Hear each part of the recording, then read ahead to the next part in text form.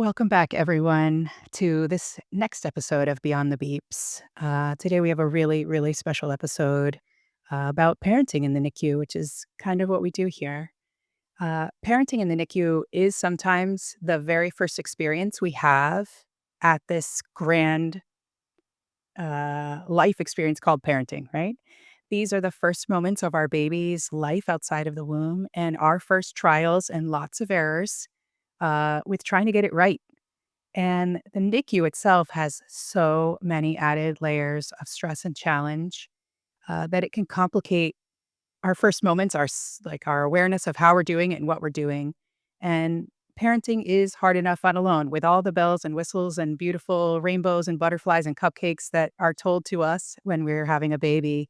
When we add the NICU, it can be really overwhelming for a lot of us. We're drinking from a fire hydrant of information, and then our babies go home and parenting goes on. We don't ever stop being their parent, and their experience goes on. They're not in the NICU anymore, but they have lived that experience just like we're not in the NICU anymore with them, but that never went away either. And now we have to sort of navigate the world maybe a little bit differently than we had if we had a full term baby or went home on day 2 or 3. So I wanted to bring in somebody very, very special to me, to ICU Baby, and to the world to talk with us about parenting in the NICU and navigating that transition out of the NICU. Uh, Today is with us is Lina Acosta Sandal. She is a respected consultant in the social emotional learning developmental expert, speaker, and author. She is the head of school at the KLA Academy, which is an independent school serving preschool through 5th grade here in Miami. Lina also founded Stop Parenting Alone, a digital social emotional learning program for parents and schools. She serves as the human development expert for Telemundo's national broadcast and is an author on social emotional development with the Macmillan Education. Lina's mission is to help adults fall in love with guiding children. Lina is also a NICU mama twice over, in fact. She knows about the research. She knows about the practice. And she also knows about the life of NICU parents, both in the NICU and beyond. We are so honored to have her here to talk with us today. Welcome, Lina. I am incredibly honored to be able to be here and actually to give back what was given to me 20 years ago when I had my preemie. Yeah. Tell me a little bit about that. You had two experiences in the NICU. Uh, Tell me about the first moment with your first baby that you knew you were going to go to the NICU. So my first baby was 32 weeks. She was 3 pounds, 12 ounces. Um, and it was sudden. It was I have a a difference in my uterus. So we knew that I might have a child early, but we didn't know it was going to be this early. So I did have all the, you know, specialists paying attention to me, but still, it's still a shock, right? So the first one was kind of like rushed to Cedar Sinai in Los Angeles because I was in Los Angeles, and then I had my little preemie. She, she was smooth until we had a scare with neck. Which those of you that are in this world, you know that, the I love that this is called Beyond the Beeps because that brought me right back. All the alarms went off. I was by her bedside and everybody rushed in, and that's the first thing, right? Like, as parents, we are the ones that hold, love, and guide our babies. But in the NICU, something very unnatural happens, which is there is this group of people that are making all of the decisions for your baby. And I think that today, today, like looking back, 20 years later, right? I recognize that that was the first piece of loss that I felt, right? Where it's like I wasn't making any decisions for my baby. And then all these people were telling me what to do and how to do it. And, but it was all under the guise of like, and uncertainty. So it's just this whirlwind of like, so that's what it was like with Camila. I mean, I had I love her and love my NICU nurse, and she caught that thing right away, and it was all taken care of, and that's why Camila is 20 years old. Mhm. Yeah. And my 17-year-old, um, it was a completely different experience because they watched me like a hawk. The minute I started acting wanky, they put me on bed rest, so I was on bed rest from like week 29. Um, and which was different, right? But it but also, he also came early. He came at 33 weeks, so I added a week. Yay! Um, That's a but big deal. That's a it's a really big big deal. deal. Yes, I Every added day is a difference. exactly. I added a week, and but he was like the most embarrassing preemie because he was like a 5 pound preemie. So it was like this little butterball. So for him, it was kind of healthy, but he did come out with like difficulty breathing. Yep. But it was a completely different experience because it almost felt like I was like alumni and I was like going back to like campus because he was also born at Cedar Sinai. So he was less scary for my son than it was for my daughter. But again, I love having the opportunity to speak to parents that have lived through the NICU experience because it's so personal to me. I can, it's, yes, it's been 20 years. Yes, it's been 17 years, but I get right back there just talking about it. That sense, that feeling, that driving to the hospital, driving home, like it all just bubbles back up. And if whoever's listening doesn't remember anything else that I said, honor the emotions that bubble up, Hmm. give yourself grace because it's perfect. Anything that you are feeling is the right feeling. Hmm. If you're telling yourself I shouldn't fill in the blank, stop and say no. This is a long and these are long weeks, these are long days, these are long hours. Um and and I think that's the one thing that I want everybody to remember because I think that I gave myself grace with my son, but I didn't with my daughter, and I think that's why it was harder. Hmm. That's interesting. Do you think it was having the experience of going through it before and knowing there was something out of there, or um, was there something different about that experience in that time? Like, was it? Sorry, that's a kind of two same question, but was it having gone through it with your daughter before, or something about the experience with your son?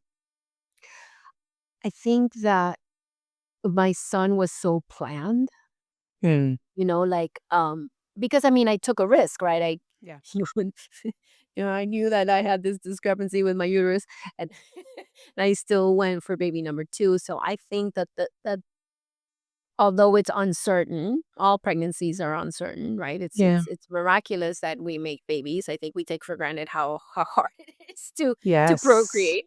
We Yes. take it for granted. But I think that I the second time I had a really good team around me. It was like and they so I felt more support than the first time around. Yeah, that's interesting. I having 3 pregnancies myself, 2 premature, 1 full term, and the big difference was I had so much more support on that full term one. Mhm. Was that why we went full term? I don't know, but I had a lot more support. It's Yeah. interesting that you mentioned that too, support. I mean, that's what we do in the world of IC babies, try to give everybody the support that they need, because there isn't much because it's not built into the hospital system, just by nature of medical systems and healthcare. Yeah. You mentioned something about, sort of you were talking about the when you felt like a parent. This is something that our parents struggle with a lot, and it's been a common topic over the last few weeks in our support groups is when that not feeling like a parent, right? Because you said these other people are now kind of in that role as the parent. And so, what are some things that, or what's some advice, I guess, for our parents to know that they are? Sometimes they're looking for that tangible thing when I could change their diaper, when I could hold them. But as parents of preemies, we can't do that for a long time sometimes. What are some things that our parents could do to be part of their experience earlier or get that feeling back? There are 3 musts to parenting forever, even when they're in college like mine. Hmm. Consistency in how you respond, routine, and teamwork amongst the caregivers. Okay, so consistency in how I respond, routine, and and teamwork amongst the caregivers. So if I take these 3 musts of parenting and I put them into the NICU experience, that's what makes you a parent. So Hmm. the consistency of the visit, right?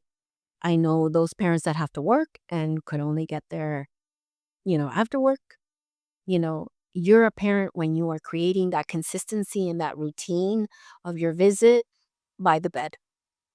That makes you a parent. Like this parenting expert, this child development expert, this social emotional learning expert is telling you the minute you have created this consistency and this routine of being in the hospital by the bed, that is a parenting must. Number 2, teamwork amongst the caregivers. I know that sometimes it can be difficult to ask the 182 questions that you want to ask of the neonatologist, right? I know Yeah. that it's difficult to come in and ask the nurse the questions, but that's a must in parenting, right? So, your questions, your curiosity, because in the NICU, that's what it looks like to work with, right, the other Yeah. caregivers, because in the Yeah. NICU, the other caregivers are the nurse, the neonatologist, the pediatrician that's still doing their rounds because eventually you're gonna be out of the hospital and you're gonna be with them. So I would say that that makes you a parent when you're part of that team, right? And don't question your questions. Your questions are valid. So that's and then just know that your voices are the voices that baby heard in utero. It's the sound that they know most, right? Now they're getting introduced to the beeps and they're getting introduced to the nurses' voices and they're getting introduced to other things now out of your body. But when they were in your body, you are that voice. So your voice is you as parent. So if you are not able to hold your baby, and I know the pain of that because I wasn't my son I could hold, but my daughter, I didn't get to do skin to skin until like the second week, Yeah. right? And that was hard, So know that connection of the voice. Um, but also it is true because we define parenting as like making choices for our children, making the choice of when to feed them, when to bathe them, when to all the choices, right? And Right. and I do want to honor that feeling of they make those choices is real, but remember that they make those choices and that's part of a team, you know. So remember the 3 musts. Now until they're out of out of your house. I love that you share that about the communication piece. It's something that we see and being part of the parent team, right? We even use the language of you're the parent head of the baby's medical team. We have a NICU neonatology head, you have a nursing head, and we also have a parent head. And I love what you're saying about that, and the questions, asking all of your questions. It's it's so crucial. We see it in the bedside when folks feel that that they're part of it. They're more comfortable at the bedside, and that's where we want all of our families to be. So I really value so much what you say about that. Um, you mentioned a little bit about, you know, how your experience was a little bit different between the two kids, right? And what I'm hearing in there is a little bit more about how you cared for yourself in those two different times. Um, I'm wondering, what were there things that you did to care for yourself so you could show up for your baby in the way you wanted to? I think my daughter was in the NICU for 32 days. So I think in the first couple of weeks, you're 100% correct on picking up that I didn't take care of me, right? You know, um, I had this like negative self talk of like I didn't do what I was supposed to do as the person that carries this child into the world. There was like that feeling of like my body had failed her, you know? So I think that, and again, whoever's listening to this, if you hear this and all of a sudden like you're saying that's how I'm feeling right now, of course you are, right? Because when something happens that we can't make sense of, we start to look for like a reason. And the easiest thing to do is to blame yourself and blame some salad that you ate before your baby came early, like, and it's just a simple solution to a very complicated scenario, right? So I think that what I did, what I eventually did well, and what I did well from the get go, um in with my son, was asking for support in the things I didn't want to do. So for example, with my daughter, I was worried about the house and the gas in the car and like those extra things, right? And with my son, I was like, drop me off. I don't care. Figure it out. My 3-year-old is in the preschool. So Camilito's going to be going to preschool. Like I am not, and, and so one way to take care of myself is delegating those things that I didn't want to do because I knew that I wanted to be with baby. So I would say learn to delegate. You don't have to do it all. You don't have to leave the hospital and go to the grocery store and go home, you know? If you have the older sibling, you don't have to buy them a gift, on the way home. All you have to do is come home, snuggle with them and hold them and ask them how they did, right? Like so delegating those things that are not important, right? Like we think they're important, but they're really not. What's most important for our relationships, which is what will feed us in this time, is presence. Not presence with a T, presence with a C, right? So and that's whether that's with your partner, with your family member, with your older child. So delegate so you can have presence is key.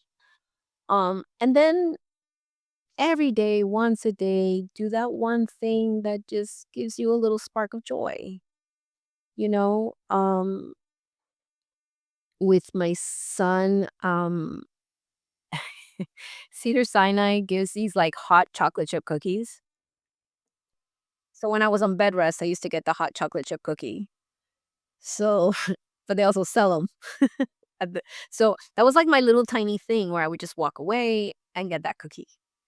Um, so little things like that, those little, sometimes we think that we have to be grand when we do self care, but it really doesn't have to be. And then another thing, I am a huge proponent of journaling, but like freehand journaling. I highly, highly, highly recommend getting a a journal and just writing whatever you're thinking, like all the crazy stuff, like really writing what you're thinking.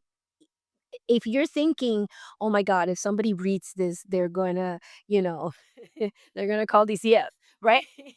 That's the right because what I want you to do is that I want you to dump all those thoughts, so when they bubble up again, you can tell yourself, "Oh, no, that belongs in the journal."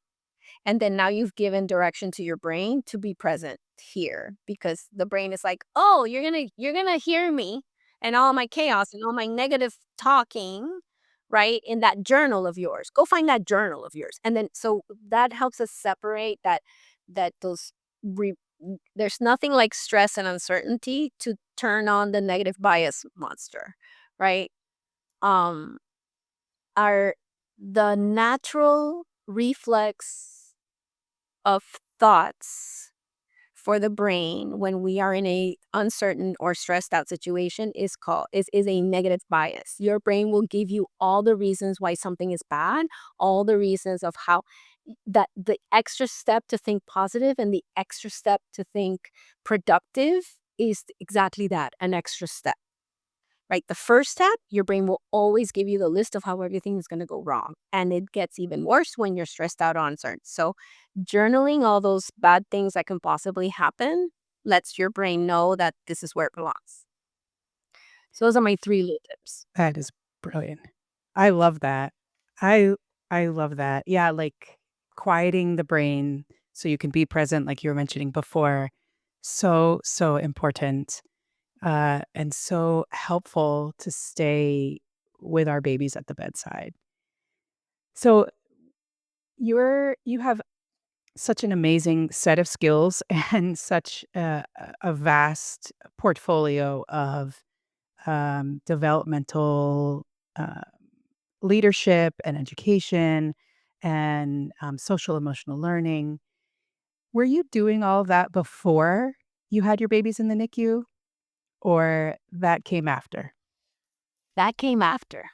So, prior to having my 32-week daughter, who is now 20, I had my side hustle was a bookkeeping company, and my main job was acting. Remember? I was in Los Wow. Yeah, that's right. But, so part of my story of bringing Preemie home, right, was and then there's actually a blog that I wrote about it. I maybe I could share it, we could put it in the in notes later, but, um, I brought her home, and bringing Preemie home is just as terrifying as having Preemie in the NICU, right? But, and I had to go to an audition, and, I had to get somebody to take care of her. And it happened, and I did it, but I was like I was there in Los Angeles, you have to drive under the airport. Like, if you live south, you drive under the airport to get into, like, Santa Monica.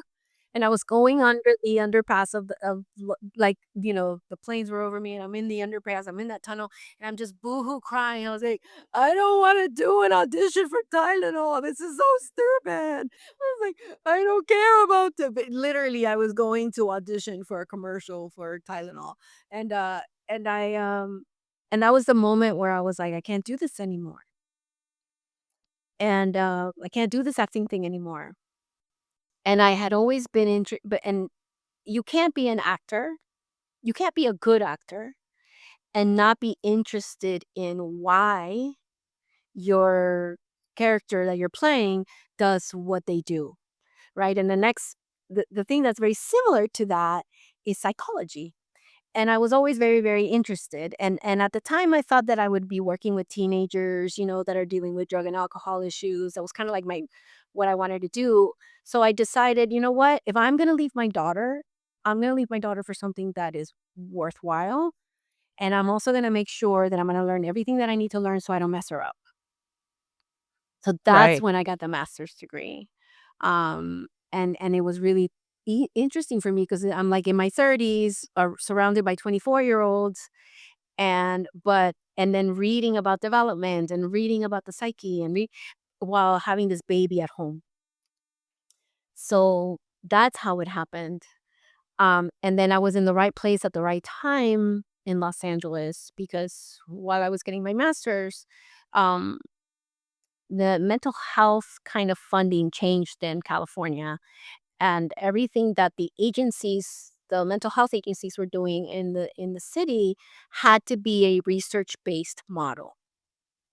And yes, there is a large Central American, Latino culture in Los Angeles. However, there a lot of them are third or fourth or fifth generation, so they're not necessarily bilingual, but I am.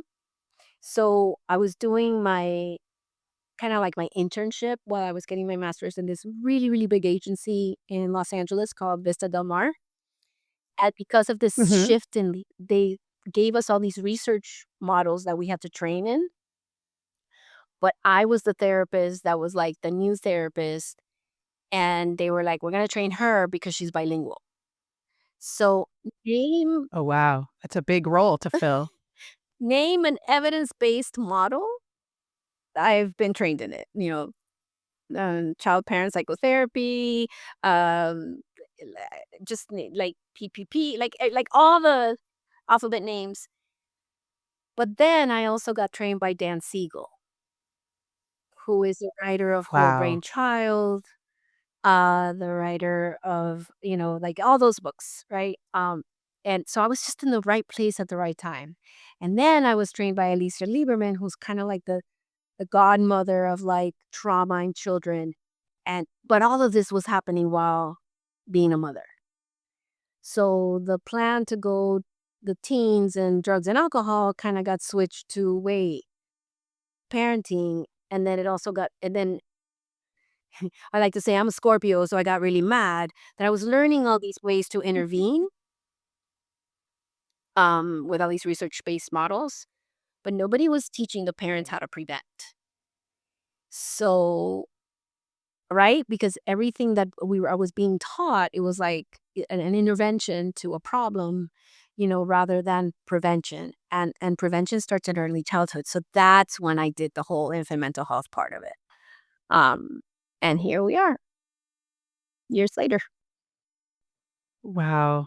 It's an extraordinary story. Like, talk about, practice into purpose or experience, life experience into, multifold and expanding it out and uh, even paying it forward for all of our NICU families to have you as a resource in the community. As I mentioned, you have all of these levels of things that you're doing to stretch your experience and your research and your knowledge to help more folks. I'm wondering, um, what do you think as folks are like making their way towards parenting for the rest of their babies' lives, right? And your deep love of helping that people will enjoy guiding children, right? That's in your mission. What are some things, having had the experience and knowing all the research, that we as parents of NICU, soon to be graduates and graduates, should be thinking about as we start to navigate the typical world outside of the NICU? First, you know, bringing that preemie home, it's very important to get a good handle on development, right? In normative development, right?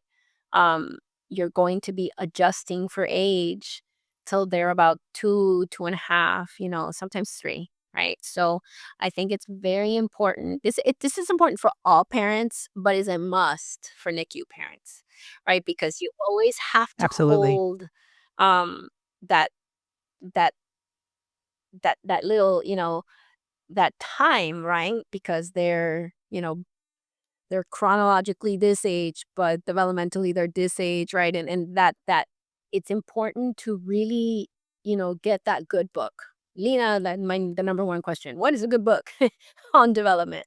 Um, Brazelton's books.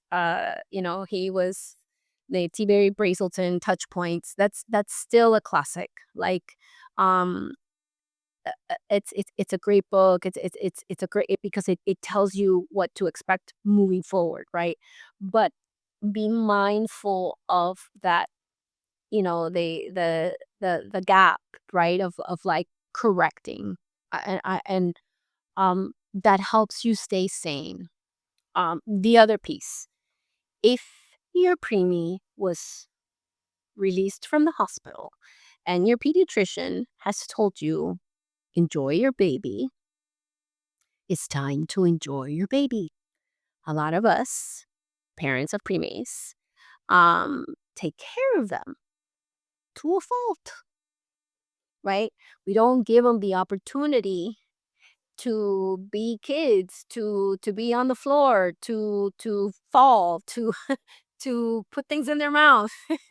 uh, but I cannot repeat that enough, right? The small T trauma, because it is a small T trauma of being in the NICU, causes you to be overprotective of your baby. So I really want to put that out there when you are released from all the medical professionals and they're just like, "Okay, you're like everybody else now. You have a baby at home." Right?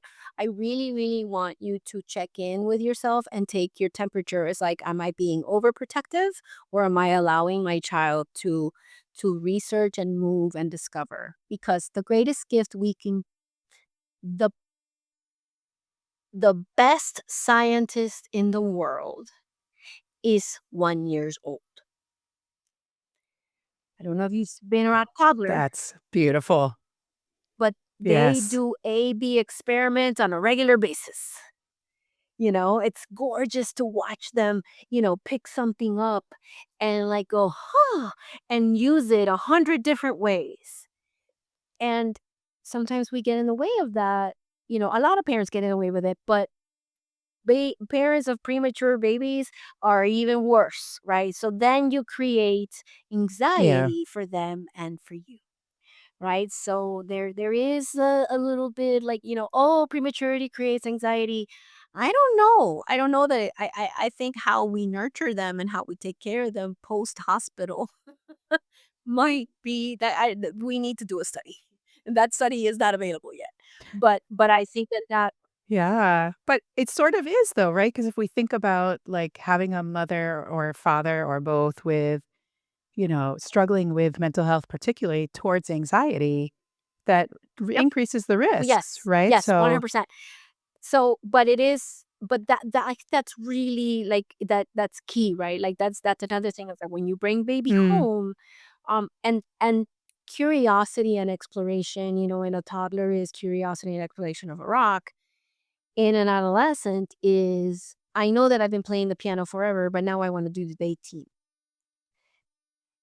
And not getting in the way of mm, that, right? Not getting in the way of that new curiosity. So that's forever. But again, when you bring preemie home, that's a mistake that people make. And then the other piece is, um, when you bring preemie home, it's and this, and I'll share here because you are my people. Um, you get followed, right, by you take your baby to early steps, and that happened for me, and that's a good yep. thing. Don't reject it. That's a really positive thing. You have these, but in the early steps report, I watched the lady write overprotective of daughter. I was just like, I take that very personal. But she wasn't wrong. So, like, it was like my final, like, I was aging out. She was gonna be 36 months, and I was early aging out of early steps in Los Angeles, and at this point, I had, I was getting my master's, so I was paying attention of the evaluation of what they were doing, and, it's, second guessing or not believing that your child is doing better is also a big culprit. Um, a fear that becomes kinda like, uh, self-fulfilling. So be mindful of that. Be very, very mindful of that. And again, I say this both as a professional, but also as me, myself, and the person writing, because everything becomes, it's because they were, it's like we filter everything through that preemie moment. Um, and that's not Yep. necessarily true. So believe them when they tell you that they're done and they're out and they're fine.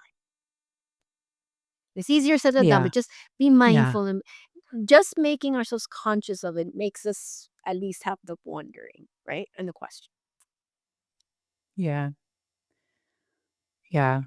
Yeah. The other thing that I wanted to pick your brain about a little bit is the something that all of our kids will go through, which is school. And, they start school depending on where you are, could be 2 or 3, and then, hopefully they're at school forever, but I'm lean more towards school. They're doing school for a long time. Are there things particularly educationally, that we should be looking for? I know you've done a lot of work, with a lot of people in the Miami area, helping them through navigating that world, which can be really complicated because now there's more care partners. There's more people caring for our kids.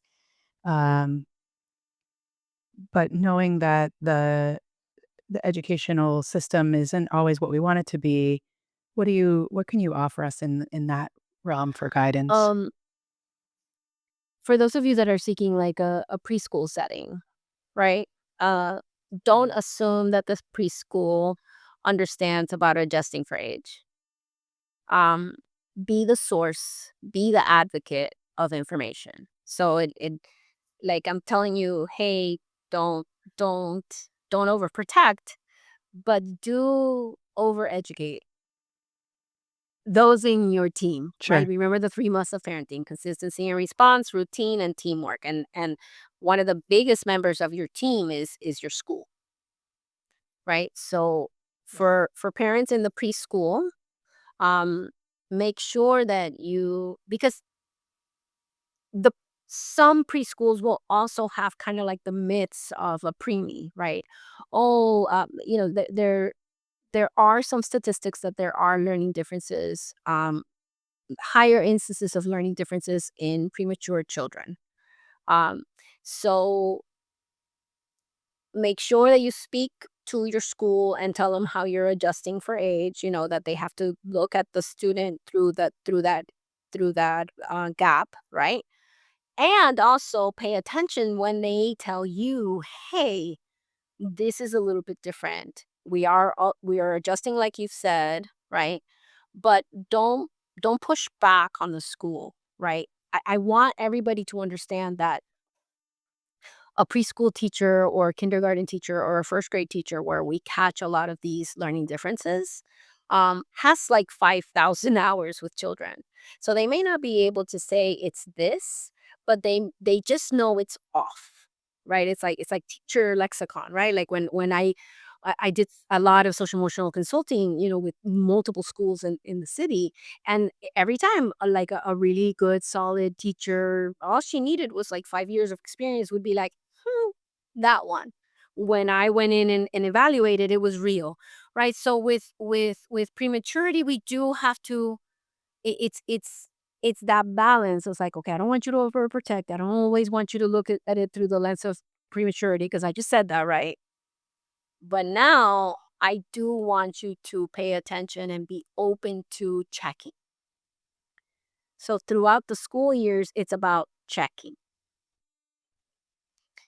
and making sure that that child is continuing to do well. As it pertains to school, it is very important to keep an eye out, but be the advocate for your child. Now, school choice, right? Um, this is true for any parent. It's not just a parent with a preemie, right? Make sure that first, logistics are important, right? Make sure that you're choosing a school that's near you, whether near home or near work, whatever suits best, right?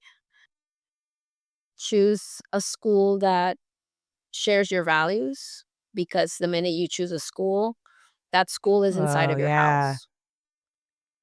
right? Yeah, So that's that's the so way that you have to. true, right? You can't choose your kids' friends, but you can choose the group of friends that they choose from. Yes. Yes. 100%, right? And and lastly, this idea of what and how your child learns. I think a lot of the time people fall in love with buildings or they fall in love with an idea, but the best school for a child is the school that they will thrive in. And, and this is sometimes you even have siblings that don't necessarily fare well in the same school, right? So it is important to be very, very mindful of what you're choosing and why you're choosing it, and make sure that you're in a situation where your child will learn there and will thrive there, right? Because and let's and this is a lot of these tips are a little bit privileged because I'm saying that you have choice, but let's pretend that you don't have choice, that you have to go to one particular place and one particular setting because that's just what is happening. Um, Make sure that you those things that may be lacking for your child in the way that they learn and the way that they engage with learning, and you see that it's lacking, but you have this one singular choice of school, it is important to kind of give that to them in other ways, right? If your child is more of a tactile learner, perhaps that math homework that you're doing, they shouldn't just be doing it with the handout. Perhaps you do put out the beans and Right, start, yeah, teaching them how to count with those beans, at home, even if they don't do that at school, right? Perhaps your child really, really loves planes, right? And then the teacher's telling them that they have to write a 3-page essay. Okay, well then help them write an essay about that plane, right? Like there are things that you could do at home that may not be happening at school, right? Because you have this one singular choice. But if you're lucky enough and you're privileged enough where you can choose a setting that really matches the way that your child learns, yeah, that's the right setting. Right, so often parents just, well, you're gonna go there because you're gonna go there because your mother and your father and your uncle and your great grandfather went to the school, and it's like, but what if this yeah. it doesn't That's isn't a that's place where I real. learn? Are there some, with all of your years of experience, are there some things in that are ideal for early education, particularly for our little people who have had a a more difficult start to life, who have experienced some things already that may or may not have already challenged their social, emotional, nervous systems? What are some of those like key things that you have learned that schools should be doing or that we should be looking for in a school if we have that opportunity? In early childhood, the littles make sure that there is Mhm. space for constant movement and activity. Um, Believe it or not, the these little ones, these little preemies that have been through, a little more, the trauma does live in the body, the body keeps Yeah, the yeah, score. I It's just talked still about it a this week. number one bestseller book.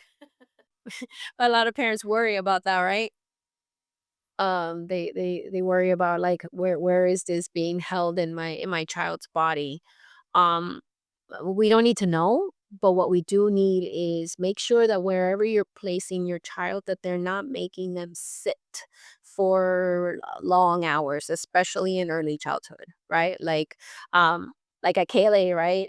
I'm proud to say that every single child at our school by the end of the day has had at least 45 to 90 minutes of movement in the day, right? And we don't give that to children anymore, especially in other settings. So I would say that a child that has lived what our babies have lived, um um they need to sweat once a day, every day. Moving the body helps, Right, and that one I'm quoting my friend Nicole Santamaria. She's an occupational I love therapist here that. in Yeah, I Miami. She love always that. says, It "Did they gives us sweat? a little more Did they sweat?" information. I liken it to when we talk about how much mothers need to drink to maintain hydration for lactation. I don't say drink a lot of water. I say drink a gallon of fluid a day. So that's another big tangible change. Don't get exercise every day. It's exercise to the point of sweating every day. Sweat every day. I love that. Mhm. That's really helpful. That's really Yeah. helpful. It's more tangible. It's more, I don't know, maybe it helps us understand where we're trying to go. 100%, and so make sure that the especially a preschool, if they're not telling you no, they go to the playground, and there's places for them to practice that gross motor mobility, right? Because for a lot of our preemies, that's the piece, that the core, building the core, building the extremities, because they're premature, a lot of their reflexes are, a little bit like not, they're not balanced. Those primitive reflexes that need to get integrated, it just takes a little bit longer. But you don't have to do anything special. You just have to make sure that they're climbing and moving and crawling, and put them on the floor. Uh, you know, tummy time, tummy, tummy, tummy time. And the other piece that be mindful of your baby's temperament. And this is true of preemies, but it's also true of all of them. When we come out of the womb with flavors, right? NICU and maternity ward nurses are so good at figuring out the temperament of a baby that we're like, "Ooh, this is a feisty one." So that's kind of like that leader, extroverted, high energy, temperament child. Or they're like, "Oh, they're so gentle, so quiet." That's that slow to warm kind of Yeah. observant. Like, I've watched nurses do this, right? Just describe a baby as they hand it over, right? Or, "Oh, he's so easy," right? That's super flexible temperament. So the other piece that I want you to think about is, like, how does your child's temperament match the energy of that school, of that preschool, right? Like an easygoing, kind of more introverted type child sometimes does really, really well in a Montessori classroom, right? Because it's flows, it's quiet, it's you know, a flexible kid, you can place them anywhere, they're gonna thrive, right? But that high energy, that high leader child, you most definitely have to put him in a setting that is a little more innovative, that is open to questions, that is open to, like, the kid that's gonna not shut up. So that is also something to look for. And if people want to learn more about temperament, and they want a really heady, like, intellectual book, but it's one of my favorites. It's called The Orchid and the Dandelion, because a dandelion blossoms anywhere, but the orchid needs very specific environment to succeed. And it's all the studies ever done through temperament, and it's a personal book for the writer because his sister and him were so different, and he wondered why she suffered more than him, Sure. Yeah. even though they Well, were you growing also up in the same home. in your Stop Parenting Alone, which also is just absolutely the truth, as a saying in life, you have that online courses to help us adjust, right? Some of us just want to learn a little bit more information. We want to educate ourselves or get a little bit more and feel more comfortable and confident in parenting when we know a little more, and or even just get validated of all of that. And so those are wonderful courses to have for folks who are out there listening. We'll add the links to all of these things in the show notes too. So if folks are interested, they can go check it out, at least understand what else is out there. Sometimes just knowing something is there helps us to feel more comfortable as we're navigating this wild parenting NICU world. Yeah, and those are the 2 places, right? In the Stop Parenting Alone website, you can go and you go hit the parent school link in the website and learn, My favorite, I would say that if you're going to a baby shower, gift this to someone. I have this early bundles, a group of courses, that it's like things that you need to know about the little ones, right? And they're made for parents. They're like 5, 10 minutes long, little even though it's an hour long, there's like little tiny bite-sized lessons that you could just take it piecemeal. And then once you buy it, it's yours. And then the other piece, like if you love what I'm saying, if you love what I'm believing, know that I am guiding a group of teachers, and a group of administrators, in my work here at KLA Academy. It's I know that, again, like we have an applications process and all that kind of business because we want to court Right. one another and we want to figure out whether this is the right setting, right? Like I'm the type of school that I'm gonna have that family meeting with you while you're applying with me, and I'm gonna be like, you know what, this isn't the right setting, but you know what is, like, that's the kind of place that we are, right? But if we're the right setting, I'm here too, and all of this that I'm sharing with all of you as through the lens of like prematurity in the NICU, I get to do through the lens of social emotional development and true thinking how a child learns, here at KLA Academy. So like those are two really great ways Yeah, to well, I feel come and be in my incredibly world. lucky to be, in your world, especially today, and, I'm so grateful for your time. I just have my last couple of questions. Um, we talk about, hope in the NICU. We use this word hope a lot, and I wanna know for you, what does hope mean to you? Hope is holding on to the belief Hmm, that all is well always. And